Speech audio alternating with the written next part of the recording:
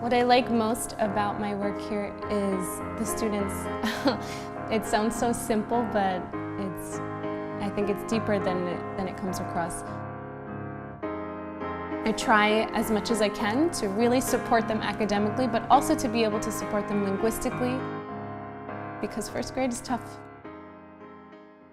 My name is Kellie Griffith. I graduated from Wagner in May 2014, where I studied elementary education and Spanish. I'm currently working at PS19, the Curtis School, where I teach first grade dual language. Right after I graduated from Wagner, I spent a school year living in Loja, Ecuador as a Fulbright English teaching assistant. I worked in a university, a public university in Loja. So I started the English club. I also got to volunteer in the early childhood center on campus. And it was a really wonderful experience that definitely shaped me to be the first grade teacher that I am today. My junior year, I was chosen to be Port Richmond Scholar of Education, so I was able to come into the Port Richmond community and kind of work with the schools and students and teachers and build a different relationship than I would have as just a student.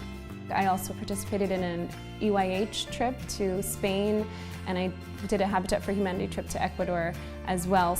And I studied abroad in Costa Rica, so those were all opportunities that were given to me right at Wagner. A snoozing cat, on a dozing dog, on a dreaming child, on a snoring granny. To come from a world that is all Spanish dominant and a community that is so Spanish dominant in terms of language, it's a struggle for a lot of students to come in and get on that academic level that they need to be on. What is required of them as first grade students is way more than what was required from me as a first grade student.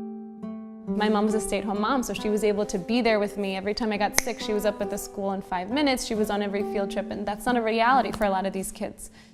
Speaking Spanish has helped me so much in my career, even though in my classroom I'm the English teacher and we're only supposed to speak English, and if you notice the majority of my classroom is blue because it helps the students distinguish between the languages, so the Spanish classroom is all red.